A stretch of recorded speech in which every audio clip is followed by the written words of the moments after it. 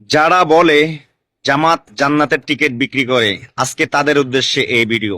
আশা করি এই ভিডিও দেখার পর আর কেউ বলবে না জামাত জান্নাতের টিকিট বিক্রি করে। জান্নাতের আসল টিকিট কারা বিক্রি করে আমি তারই প্রমাণ দেখাচ্ছি। দেখো, নাম্বার 1, আমরা ধানের শীষে ভোট দিলে আমরা জান্নাত পাবো, এটা আমরা বলতে পারি। আদর্শবান দল ধানের শীষের দল। শুনছো? এবার শোনো নাম্বার 2।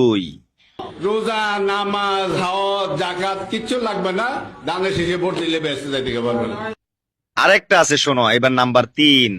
শহীদ রাষ্ট্রপতি জিয়া রহমানের নাম নিলে প্রতিদিন ব্যস্ত নিশ্চিত, আমি বিশ্বাস।